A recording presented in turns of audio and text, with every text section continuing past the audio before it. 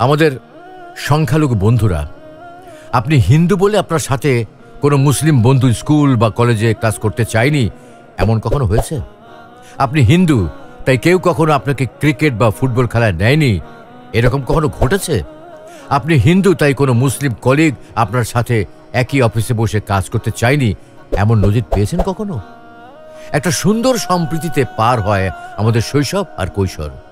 আপনাদের সেই বন্ধুগুলো, সেই কলিগেরা, সেই প্রতিবেশীরা এরকম একটা সময় এসে আপনাদের ঘরবাড়ি ভেঙে দেবে, আপনাদের উপর হামলা করবে, আপনাদের উপাসনালয় ভাঙচুর করবে।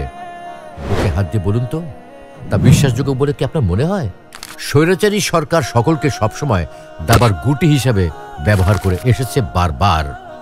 আপনাদের উপর পরিকল্পিত হামলা করে, ভাঙচুর করে তা থেকে রাজনৈতিক ফায়দা লুটেছে। যুগের এই সন্ধিক্ষণ এসেও তাদের সেই কুটচাল কিন্তু থেমে নেই। তারা বেপরোয়া হয়ে আপনাদের বাড়িঘর, ব্যবসা প্রতিষ্ঠান আর উপাসনালয়ে হামলা করছে, যাতে বহির্বিশ্ব সহ পার্শ্ববর্তী দেশের মানুষের কাছে আমাদের এই স্বাধীনতাকে প্রশ্নবিদ্ধ করতে পারে। তাই আসুন আমরা হাতে হাত মিলিয়ে, কাঁধে কাঁধ মিলিয়ে এই চক্রান্তকে রুখে দেই। সুপ্রিয় দর্শক শ্রোতা, আমার সকল নিত্য নতুন ইসলামিক কন্টেন্ট নিয়মিত পেতে হেভেন টিউন ইউটিউব চ্যানেলটি সাবস্ক্রাইব করুন এবং ফেসবুক পেজটি ফলো করুন। আসসালামু আলাইকুম ওয়া রাহমাতুল্লাহ।